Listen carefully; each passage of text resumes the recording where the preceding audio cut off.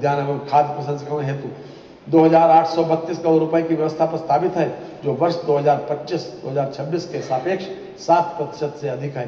प्रदेश की आबादी का बड़ा हिस्सा कृषि उत्पादन से जुड़ा है, जिसमें 90% से अधिक लघु सीमांत कृषक हैं। बागवानी फसलों के उत्पादन से लघु एवं सीमांत कृषकों की आय में वृद्धि एवं तुड़ाई उपरांत होने वाले क्रियाकलापों यथा विपणन, प्रसंस्करण, परिवहन, भंडारण आदि से अप्रत्यक्ष रूप से बड़ी संख्या में रोजगार के अवसर सृजित होंगे। राष्ट्रीय औद्यानिक मिशन योजना हेतु 715 करोड़ रुपए तथा प्रधानमंत्री सूक्ष्म खाद्य उद्योग उन्नयन योजना हेतु 478 करोड़ रुपए की व्यवस्था प्रस्तावित है। उत्तर प्रदेश खाद्य प्रसंस्करण एवं उद्योग नीति 2022 के क्रियान्वयन हेतु 300 करोड़ रुपए की व्यवस्था प्रस्तावित है। मुख्यमंत्री राज्य औद्योगिक औद्यानिक विकास हेतु 25 करोड़ रुपए की व्यवस्था प्रस्तावित है। खाद्य प्रसंस्करण प्रदेश में खाद्य प्रसंस्करण उद्योगों में निवेश को बढ़ावा देने के उद्देश्य से अनेक कार्यक्रम फल सब्जी प्रसंस्करण, अनाज आधारित उद्योग, दुग्ध बेकरी एवं पशु आहार आधारित उद्योग आदि उद्योग क्षेत्र में सम्मिलित हैं। खाद्य प्रसंस्करण उद्योग लगाने हेतु सुनियोजित विकास के कार्यक्रम आरंभ कर उत्तर प्रदेश खाद्य प्रसंस्करण उद्योग नीति 2023 लागू की गई है, जो कृषकों को उनके उत्पाद का उचित मूल्य दिलाने, रोजगार में मूल्य संवर्धन में सहायक सिद्ध हो रही है। भारत सरकार के सहयोग से खाद्य प्रसंस्करण सेक्टर के अंतर्गत असंगठित क्षेत्र की इकाइयों को पूंजीगत अनुदान देकर लाभान्वित किए जाने के कार्यक्रम भी प्रधानमंत्री सूक्ष्म खाद्य उद्योग उन्नयन योजना के अंतर्गत प्रस्तावित है। गन्ना विकास एवं चीनी उद्योग उत्तर प्रदेश देश का सबसे बड़ा गन्ना उत्पादक राज्य है। वस्तुतः चीनी मिलें अब गन्ना खेती प्रदेश की अर्थव्यवस्था और ग्रामीण विकास की प्रमुख धुरी है। पेराई सत्र 24-25 में प्रदेश के 47 लाख गन्ना किसानों द्वारा 29.51 लाख हेक्टेयर क्षेत्र में गन्ना खेती की गई। प्रदेश में संचालित 122 चीनी मिलों में उत्तर प्रदेश राज्य चीनी निगम की 3, उत्तर प्रदेश सहकारी चीनी मिल संघ की 23 और निजी क्षेत्र की 96 चीनी मिलों द्वारा 956,09,000 टन गन्ने की पेराई कर 92,45,000 टन चीनी का उत्पादन किया गया। प्रदेश की चीनी मिलों की पेराई क्षमता 8.58 लाख टन प्रतिदिन है।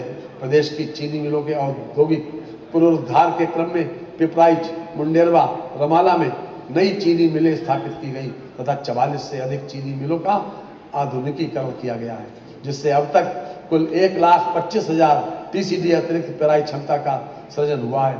मिलों के आधुनिकीकरण और औद्योगिक पुनरुद्धार से 10 लाख से अधिक रोजगार सृजन हुआ।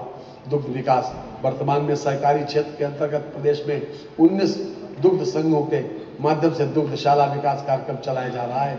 जनपद मथुरा में पूर्व में 30,000 लीटर क्षमता की नवीन डेयरी परियोजना प्रस्तावित की गई थी, जिसे संशोधित करते हुए 1 लाख लीटर प्रतिदिन क्षमता के नवीन डेयरी प्लांट की स्थापना का प्रस्ताव है, जिसके लिए 23 करोड़ रुपए की व्यवस्था प्रस्तावित है।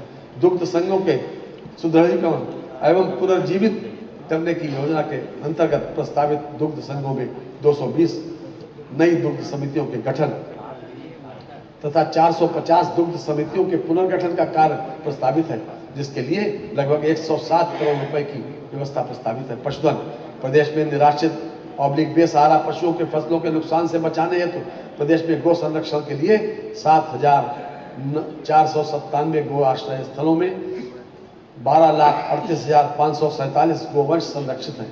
इसके सड़क एवं सेतु सड़कों एवं सेतुओं के निर्माण, चौड़ीकरण एवं अनुरक्षण हेतु 34,468 करोड़ रुपए की व्यवस्था प्रस्तावित है। प्रदेश में नॉर्थ साउथ कॉरिडोर के विकास हेतु मार्गों के चौड़ीकरण, सुदृढ़ीकरण, निर्माण हेतु 400 करोड़ रुपए की व्यवस्था प्रस्तावित है। प्रदेश में सेतुओं हेतु 4,808 करोड़ रुपए एवं रेल उपरगामी अधोगामी सेतुओं के निर्माण हेतु 1,700 करोड़ रुपए की व्यवस्था प्रस्तावित है।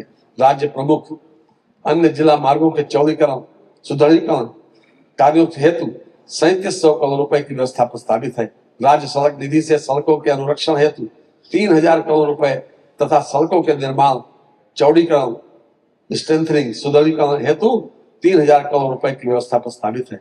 शहर वासियों के आवागमन को सुगम बनाने हेतु दृष्टिगत शहरों के बाईपास एवं रिंग रोड तथा चौराहों पर फ्लाईओवर आदि के निर्माण हेतु 1,500 करोड़ रुपए की व्यवस्था प्रस्तावित है। औद्योगिक लॉजिस्टिक पार्क हेतु मार्गों के चौड़ीकरण, सुदृढ़ीकरण, निर्माण कार्य हेतु 1000 करोड़ रुपए की व्यवस्था प्रस्तावित है। सिंचाई एवं जल संसाधन विभाग सिंचाई एवं बाढ़ नियंत्रण योजनाओं के लिए 18,290 करोड़ रुपए की व्यवस्था प्रस्तावित है, जो वर्ष 2025-26 की तुलना में 30% अधिक।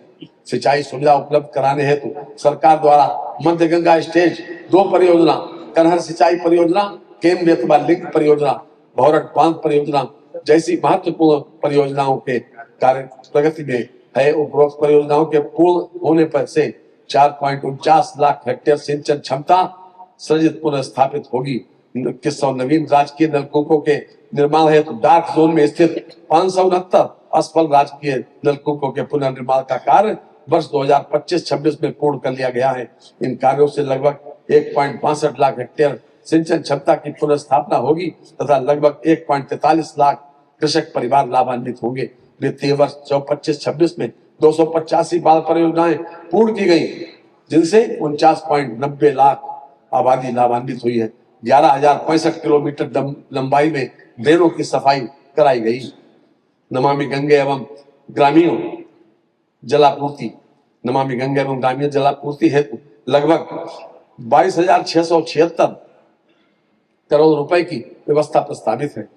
योजना के अंतर्गत प्रदेश के समस्त 2.67 करोड़ ग्रामीण परिवारों को क्रियाशील गृह नल संयोजन प्रदान करने के लक्ष्य के सापेक्ष 2.43 करोड़ घरों में क्रियाशील गृह नल संयोजन उपलब्ध कराया जा चुका है। वित्तीय वर्ष 2026-2027 में जल जीवन मिशन के समस्त घटकों हेतु लगभग 22,452 करोड़ रुपए की व्यवस्था प्रस्तावित है। गंगा को प्रदूषण मुक्त बनाए रखने एवं उसमें दूषित जल का प्रवाह रोकने के लिए सीवरेज संबंधी कुल 74 परियोजनाएं स्वीकृत हुई हैं। अब तक 41 परियोजनाएं पूर्ण कर संचालित की जा रही हैं तथा शेष परियोजनाएं निर्माणाधीन है। ऊर्जा क्षेत्र की योजनाओं के लिए 65,926 करोड़ रुपए की व्यवस्था प्रस्तावित है, जो वर्ष 2025-26 के मुकाबले 8% अधिक। वर्ष 2025-26 में माह दिसंबर 2025 तक औसत विद्युत आपूर्ति ग्रामीण क्षेत्र में 19 घंटे, तहसील मुख्यालय में 21 घंटे 49 मिनट एवं जनपद मुख्यालय में 24 घंटे रही है।